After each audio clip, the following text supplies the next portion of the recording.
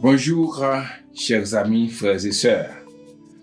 En ce jour du 18 mai, nous allons suivre une parole exceptionnelle, une parole d'unité, une leçon d'unité. On va lire Ecclésiaste 4, verset 9 à 12. L'Écriture déclare « Deux valent mieux qu'un, parce qu'ils retirent un bon salaire de leur travail. Car s'ils tombent, l'un relève son compagnon. Mais malheur à celui qui est seul et qui tombe, sans avoir un second pour le relever. De même si deux couchent ensemble, ils auront chaud. Mais celui qui est seul, comment aura-t-il chaud? Et si quelqu'un est plus fort qu'un seul, les deux peuvent lui résister. Et la corde à 3 fils ne se rompt pas facilement. Frères et sœurs, je dois vous dire que le général français Gabriel Marie-Théodore Joseph, comte d'Hédouville, jaloux des succès de Toussaint Louverture, surtout face aux Britanniques, a semé la zizanie entre Toussaint et Rigaud.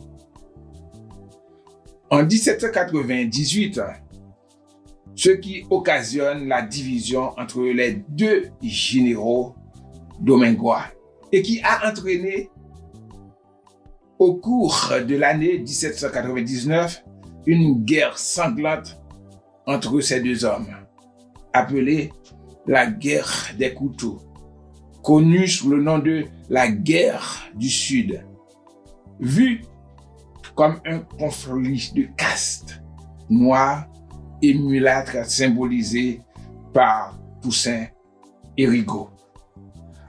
Après la défaite des mulâtres du Sud, la division était totale au point que des généraux de Saint-Domingue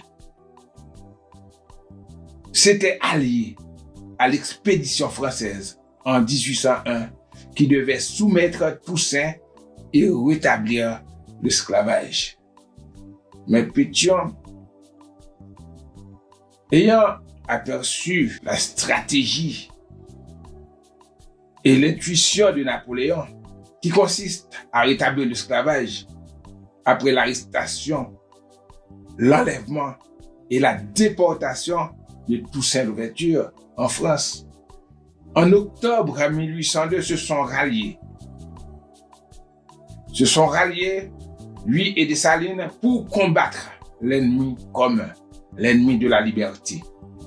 Ce qui a engendré ce jour à Haïti, le 18 mai, où l'on célèbre la création du premier drapeau haïtien qui symbolise l'union des Noirs et des mulâtres. Cette unité retrouvée a amené à la conquête totale du territoire de Saint-Domingue en novembre 1803, qui conduit à la proclamation de l'indépendance d'Haïti le 1er janvier 1804, après le départ de Rochambeau et des troupes françaises. C'est une leçon que nous devons appliquer dans notre pays et dans nos églises. En Haïti, opposition et gouvernement doivent se mettre ensemble pour le bien du pays. Dans nos églises, diacres, conseillers, membres, pasteurs doivent s'unir pour la gloire de Dieu et l'épanouissement de l'Église. Il est vrai que l'unité demande du courage, du dépassement de soi. C'est un combat de chaque jour contre le moi, contre l'orgueil. On ne doit pas chercher ses propres intérêts mesquins, personnels. On ne doit pas penser qu'à ses prérogatives personnelles. On doit plutôt voir le bien commun, le bien de tous. Deux valent mieux qu'un, nous déclare le sage, l'ecclésiaste, le prédicateur. Deux valent mieux qu'un. Et quand on est unis, il y a beaucoup d'intérêts qu'on trouve. Le premier, c'est qu'on sort un meilleur profit. On gagne mieux.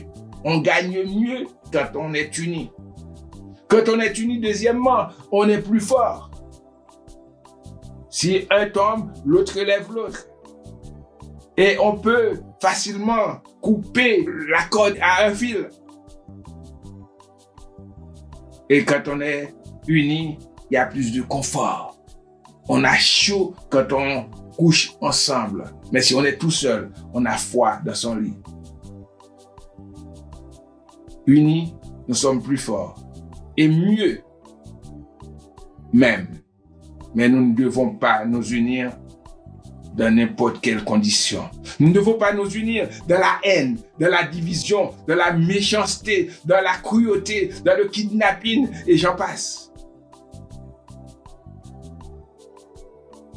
Et si nous les Haïtiens, nous le faisons sincèrement de tout cœur, nous pouvons chanter pour le pays, pour les ancêtres, soyons unis. Il y a un petit vécu personnel. Quand je suis arrivé en France, je me suis trouvé à l'église de Dieu de Pentecôte. De 1983 à 1986, il y avait des divisions qui ont décimé l'église.